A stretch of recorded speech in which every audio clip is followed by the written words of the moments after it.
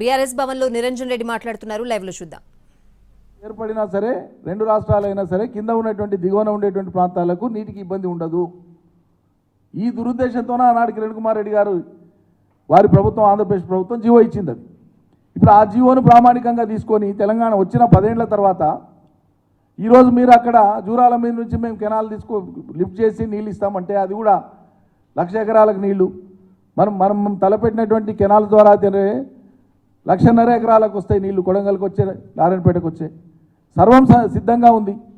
సిస్టమ్లన్నీ సిద్ధంగా ఉన్నాయి. నార్లాపూర్ కంప్లీట్ అయింది, ఏదుల కంప్లీట్ అయింది, ఒట్టెం కంప్లీట్ అయింది, కర్వేణ కంప్లీట్ అయింది, ఉద్దండాపూర్ దగ్గర పడ్డది. సిస్టమ్ అంతా కూడా కర్వేణ దాకా నీళ్లు తెచ్చుకోవడానికి రెడీగా ఉంది. ఇప్పుడు రేపు వానాకాలంలో మోటార్లు ఆన్ చేస్తే ఈ రిజర్వాయర్లు అన్నీ కర్వేణ వరకు 4 రిజర్వాయర్లను నింపడానికి అవకాశం ఉంది. ఆల్రెడీ నార్లాపూర్ రిజర్వాయర్ మేము ఇంపౌండింగ్ స్టార్ట్ చేసినాం. కాబట్టి అన్ని రిజర్వాయర్లను నింపుకోవడం మూలంగా మరో గొప్ప ప్రయోజనం ఏముంటుంది? ఈ రిజర్వాయర్లు అన్నీ కలిపితే నార్లాపూరు, ఏదుల, ఒట్టెము, కర్వేణ, ఉద్దండాపూర్ అన్నీ కలిపితే 50 పైగా టీఎంసీల నీటి సామర్థ్యము నిల్వ ఉంటుంది. ఈ రిజర్వాయర్లన్నీ నింపుకుంటే అంటే కాలువల ద్వారా వాడంగా నీళ్లు రైతులు వాడుకోగా సంవత్సరం పొడవులా ఆ రిజర్వాయర్లలో మనం నీళ్ళని అట్లే నిల్వ ఉంచుకోవచ్చు.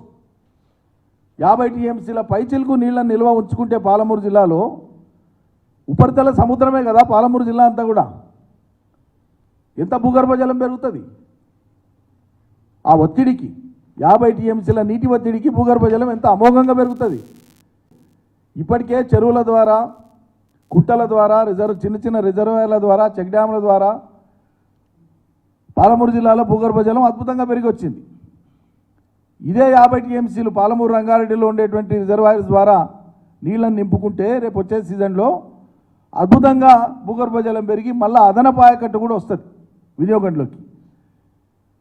ఇన్ని సానుకూలతలు ఉండేటువంటి పాలమూరు, రంగారెడ్డి ద్వారా కొడంగల్, నారాయణపేటకు నీళ్ళు ఇవ్వాల్సింది పక్కకు పెట్టేసి ఇవాళ జూరాలకెళ్ళి నేను ఎత్తిపోస్తా, కేసీఆర్ చేసింది బాగాలేదు, నేను తెచ్చిందే మనగాంతరం అన్నట్లు, ఇదే గొప్ప అన్నట్లు చాటేటువంటి ఒక ప్రయత్నం చేస్తే ఇది ప్రజల మీద భారము, ప్రజలకు నష్టము, నీళ్ళు అందవు.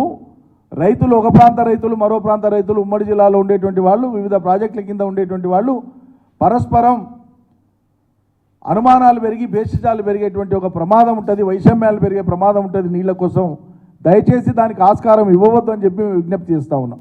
పునరాలోచన చేయండి. మీరు అనవసరమైన పట్టుదలకు పోవద్దు, అనవసరమైన జిద్దు అవసరం లేదు. సారాంశం లేనిది తక్కువ ఖర్చుతో తక్కువ సమయంలో నీళ్ళు రావాలి రైతాంగానికి. దాని మీద కావాలంటే అఖిలపక్ష సమావేశం పిలవండి, మేము వస్తాం.